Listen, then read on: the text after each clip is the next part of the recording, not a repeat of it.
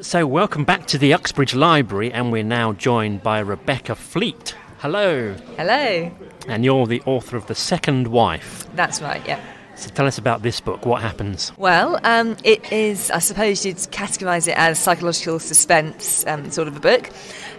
Basically, a man comes home one night to find his house on fire. Not a good start.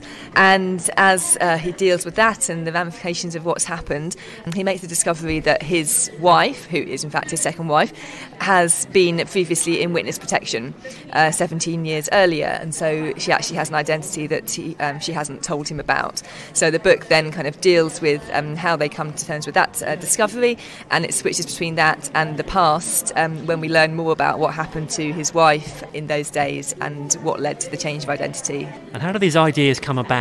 Are this anything based on actual experience? Or I've not been in witness protection, no. On this occasion, it wasn't particularly born out of experience, but I suppose that the concept of witness protection is something I've always been interested in.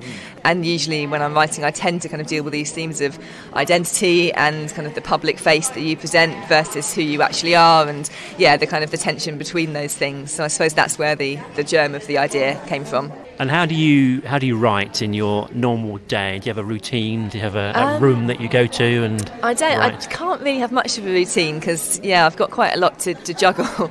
But I write best actually out of the house. So I often go to coffee shops. Usually a coffee shop that's got an upstairs, so it's a little bit more secluded, but there's still kind of people coming and going because I just find there's fewer distractions there than there are at home. Although I do write in bed sometimes as well. But. Okay. And how do you keep track of all the characters? You see some authors with a little book of all their bios in them. I do have a little notebook, but I kind of, that's more for plot structuring than it is for character, really. I guess my books tend to have a fairly small cast of characters, so it's quite easy to keep them in my head, luckily. But I know some have got a cast of thousands, it must be quite tricky. But no, for me, the challenge is more kind of making sure the structure is under control and working the narrative. And is there a film version, do you think, coming? Well, might there be? Not yet, but it would be nice, definitely. I think it is the sort of book that could lend itself quite well to the big screen or the small screen. So I have to watch this space on that one, I guess. And do you write thinking about that? It might be a film one day. I think I write quite visually. So, I do obviously imagine the scenes quite clearly in my head as I write.